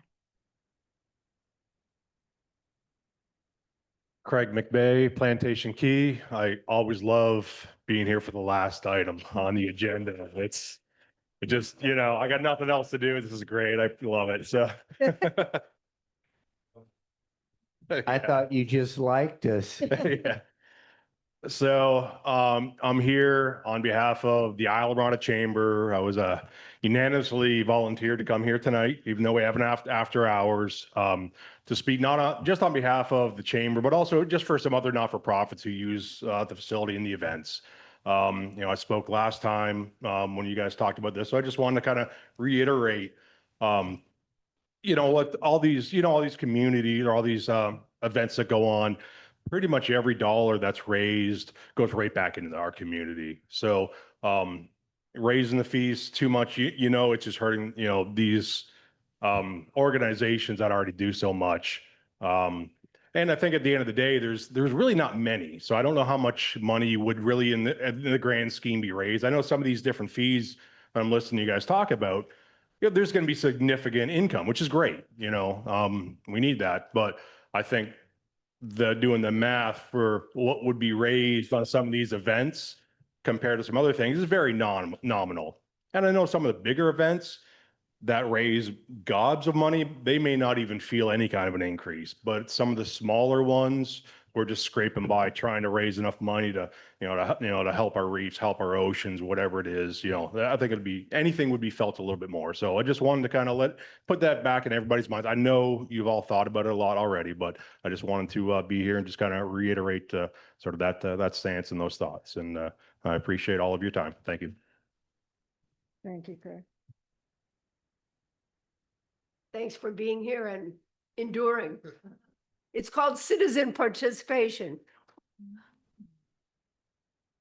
Every now and then, some of us communicate with each other and say, we're so glad we're being paid $3,000 a day for what we're doing, or, $300 an hour or whatever for what we're doing here. We're here as citizen contributions. Thanks, Greg. So at our last meeting, we started the conversation about Founder's Park special events policy. I think we kind of went through the whole presentation of where we want to go with it and the changes. So I kind of will go back to it because I think we provided the whole committee with the recommendations that we were proposing. And I'm not sure if the committee had a chance to review all. Everyone did? Okay, good. So I think what we'll do is kind of, I don't know if we want to go through the whole proposal again. Is that something that the committee feels is needed? I don't need it. You didn't get to see it? Okay. Okay. All right, well, we'll quickly go through it then. Well, Unless, it's pretty quick. No, it's, You could just summarize each page. okay. okay. You want to do that? Sure. Okay. So overall, scope and intent obviously is to have a special events policy is just to keep in balance with operations of the park so that it can be utilized for everyone, not just special events. So that's what this is saying here. We redefined the classifications and just expanded it a little better. So it was easier to identify, again, major is over 1,000 attendees. Large events are planned for 501 to 1,000 attendees. Regular special events are planned for 101 to 500 attendees. And then small special events are for events less than 100. So we didn't have that last qualification or classification. So updating that. And then within the general rules of the special events policy, again, we're keeping the upper portion is what we're keeping out of that. So the special events are only open to Village of Islamorada or Monroe County-based non-for-profit groups. Special events shall not exceed 2 days. All special events are subject to provide insurances, licensing, special permits, safety personnel, and other special conditions related to the logistics of the event. And then, of course, applicable fees and deposits. So some of the language that we updated into the policy, any new large or major special event application shall be reviewed and supported by this committee. So it's going to come before you. All special events must comply with Islamorada Village noise ordinance. Any special event with the sole purpose of providing a concert must be held within the designated amphitheater facility. The use or installation of a large stage in alternative areas of the park or open spaces is prohibited. Any special event application request that seeks an exception to the policies must be formally submitted for review and is subject to approval by Village Council. And then we did remove some language pertaining to previous agreements with the Islamorada Community Entertainment. We no longer have a contract with them to manage the amphitheater and thereby reserving 2 events solely for ICE. So removing that language, they just would fall into the regular policy. And then on the scheduling of the events, that was a big portion of the old policy. So adjusting that. So the projected number of special event attendees shall be determined and based on the history of the individual event or similar events and verifiable data available for consideration and mutually agreed upon with the Founders Park Director. So no more than 6 major events. It was previously 8 special events shall be held per fiscal year. So October 1st through September 30th. So we found just in line with the scheduling that 8 major events was just too high. Doesn't allow for other space for smaller events. So we changed that to 6, or we're recommending that be 6. The scheduling of the 6 special events shall be governed by the following. So no more than 4 of the 6 special events shall be planned for over 3,000 attendees. So those are your major level events. There shall be a minimum of 30 days between major events planned for the over 3,000 attendees. And then there should be a minimum of 14 days between major events for under 3,000. So again, keeping the balance, not a back-to-back major event situation. And then the number of special events under 1,000 attendees per fiscal year would be Large special events, again, that's for 501 to 1,000 attendees, shall be limited to 2 per year. That is no change. Special events planned for less than 500 attendees shall not be limited. Previously, it was limited to 4 events. And we have, and I can show you on the next slide, and as you know, we have many organizations that are looking to provide events. And so to turn them away, it's really just a balance and finding the right time in the schedule to provide all that. And then the Founders Park Director shall have discretion for the approval of all special event dates based upon the potential conflict with other park events and or programs or other factors as determined. So again, just a scheduling. Okay, and then this would be, and again, I apologize, it's hard to read from here, but these are the fees that we had presented last time. I just tried to put them in line with our other rate sheets, so we're kind of looking at similar setup here. So for our small special events, that's again less than 100 attendees. The current fees were just based on the area of the park that they're renting. So pavilion wise or tiki wise, 25 versus 50. And so we want to move to put that to just a flat $100 fee for the day. They currently don't have any setup or breakdown fees. So if they wanted to come in and set up the day before and they need a day after to clean up or break down, we are looking at a $50 fee per day. And then of course the deposit ranges, and we just want to set it at a straight $200 fee. And then for our regular special events, that's 101 to 500 attendees. The current the per day rental fee is $250. We recommend changing that to $275. And so that's, and this is a 10% increase. So where they currently have no setup or breakdown fees associated, we'd like to make that at $125. So again, that's your setup the day before if you need to break down the day after the event.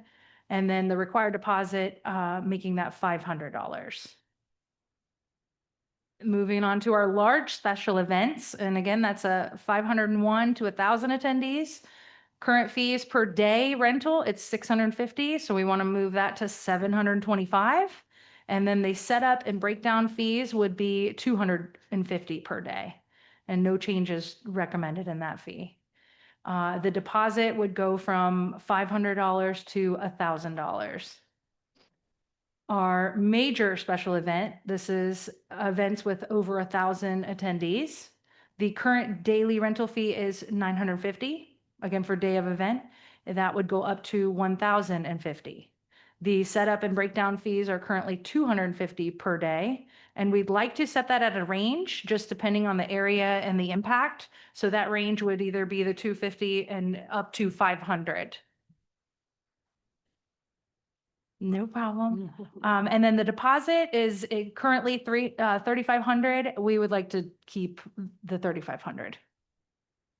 And so I just made a special note, and again, in consideration of these are community charitable events and it going back to the community, there are additional fees when you have an event here. You have to hire police and fire services. And then depending on if they need additional support for their event with facility attendants or maintenance workers or our lifeguards, we would imply they would incur a fee for that as well. So that would be determined by Maria and looking like it'd be applied at the employee's hourly rate.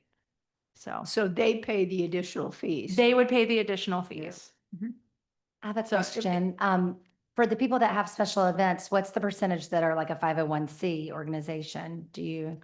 Right now, all of them. They're all. Yeah, charitable events. you have to be tied to a charitable organization. Yes. Yeah. Annie, thank you for that. Yes. I'm sorry you had to repeat it for me. No, that's okay. So the smaller events are generally held inside the Great Lawn, is that correct?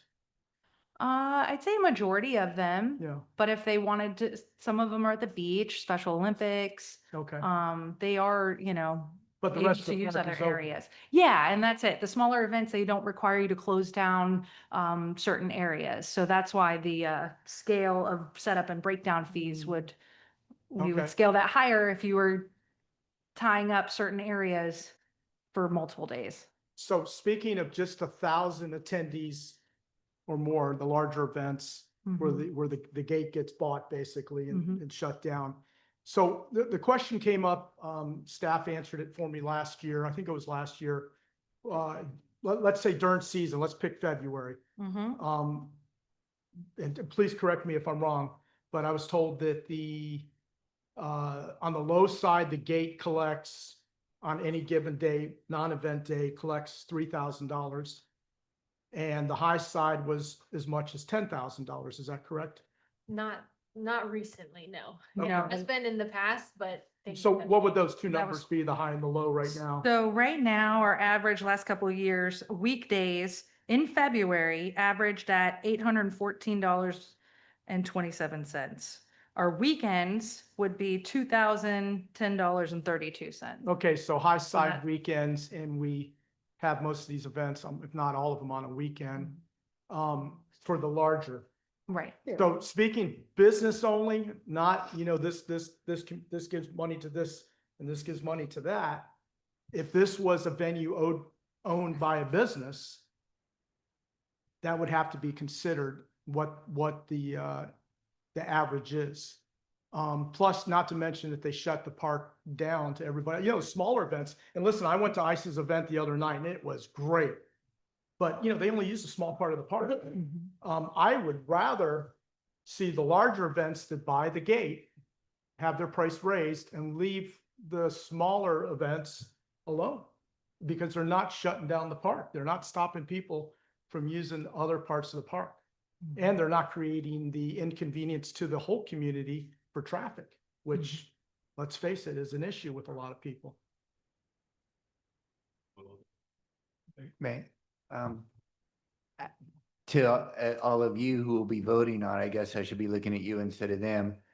Every morning when I'm here, either walking my dog or getting out of the pool, and I see the setup and the breakdown, it involves a considerable number of the park staff. Sometimes I see every available park staff person setting up what's directly across from the pool and the break in the Great Lawn. So I would certainly endorse the addition of setup and breakdown fees because I see the man hours that go into it when I'm in the park. And I think that's every single person who works in the park over there. And you have to pay those people. They're not out cutting the grass. They're not out doing everything else. They're setting it up. So I think that's very reasonable. Somewhat to what you said, it says at the top, 10% increase. And if we look at regular special event, 250 to 275, that's 10%. Large, 650 to, but look at small special event, which echoes what you say. We're getting a little bit more out of them. That sounds cruel because they will now have a setup and breakdown fee. But the daily fee for a small special event, that increases well beyond the 10%. I mean, that's either double or fourfold. If it's from 25 to 100, that's a fourfold increase. And if it goes from 50 to 100, that's a double increase. If we assume that the 501c3 charitable nonprofit organization that's having the small special event probably has smaller pockets than the larger ones, it seems they're being hit disproportionately. And again, I realize this is echoing what you said. The larger, that's fine, but I'm a little uncomfortable with the numbers I see. Sure. All special. Yeah, we went with that because we are, with our regular rental fees, it's going up to $100 for private parties. So I think that's where we landed at that, but we could certainly, go off of, But since the Yeah. private party would Yeah. not be a 501c3, Right. I know, I think we were thinking the impacts if it, And also, the setup and breakdown fees, that doesn't apply for every event. right. Sometimes it won't be applied to them because it's if a you minimal. want a vote tonight, Yeah. I understand. If you want a decision from us, that's fine. But if you're willing to go a little bit longer, personally, for my vote, I would ask you to look at those small events again. We absolutely can. Yeah. We are open to that recommendation. I think right now, if we look at the current special events list, there's only one small event with less than 100 people, and that's the Special Olympics stand-up paddleboard. Correct. This last time these fees, for a big event, $950. When was the last time that was raised up? 2007. Yeah, so you guys have put a lot of work into this and Mhm. obviously have seen a need for some change. Do you want to highlight to us, why you want to increase some of this? Like, what are the impacts you're seeing? What are the costs that you're incurring that are driving some of this? And could I interrupt for just 1 second? I think Craig had something he wanted to contribute. And knowing that there's a quorum here, I need to leave for a predetermined commitment. Richie has agreed to take Yeah. over. I know you're almost finished. So thank you. Thank you. And Craig, if you've got, Yeah, if I could just ask you, it wasn't about the fees, it was about something previous I saw. You had on there that it looked like you couldn't set up a stage anywhere but the amphitheater.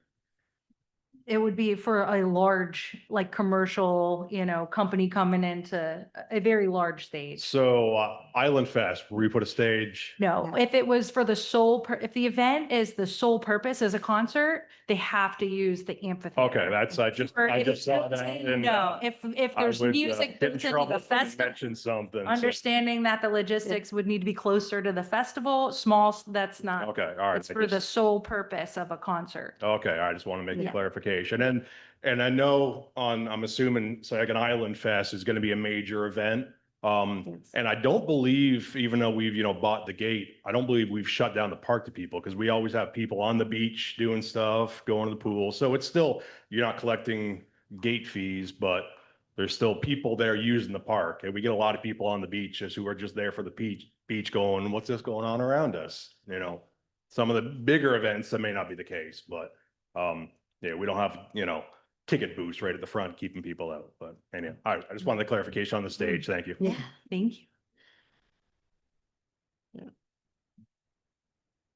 So basically, the recommendation for the 10% is just across the board.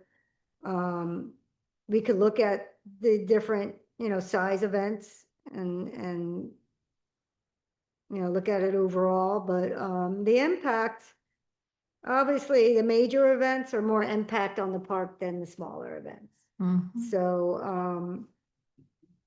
and each event is different. Each event brings different, I guess, coordination, impact on the park.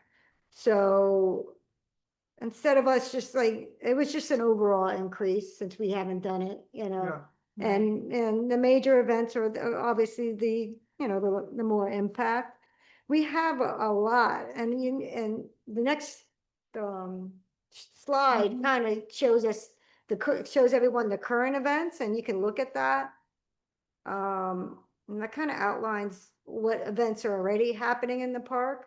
So obviously the major events are the market, Island Fest, Holiday Fest, and our July 4th. Okay, so the chamber sponsors 2 events, and then the Rotary sponsors the 1, and then actually 2. And July 4th celebration it's the Rotary and the Village, so there are no fees for that. So those are your major events, and then the large event is right now is just currently the Florida Keys Swim Club, and that's our local swim club. And as you can see, the regular events, we have a lot of just regular events, and the impact on them are a lot smaller. Like the Swim Across America is just on the beach, so then they park in the Great Lawn and so forth. So it's not a big impact. Everything else, the rest of the park is open. We have soccer going on. We had the pool open. Same thing with the Good Health Clinic Luau. So they're just all different impacts. Like some of them, like the Good Health Clinic Luau, that was that the impact of that is set up. So we would definitely charge them a setup and breakdown fee the next time around, because they're taking like 2 days of setting up large tents and so forth. So I think we would look at increasing that, So that's what I mean. Every event is a little bit different and we would apply maybe the setup or the breakdown fee for some of them, but not all of them. So I think you just have to kind of deflect, there's this flexibility there. The Special Olympics swim meet, you know, they will take up, you know, the majority of the pool for the day. So, we probably would apply some setup fees there.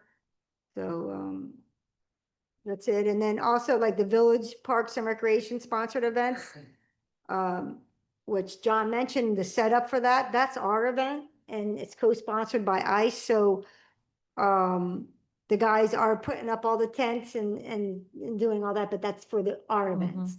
A lot of the events that are sponsored by other organizations, they are not doing major setup. They may, you know, help out with certain items of the event, but they're not setting up everything, so.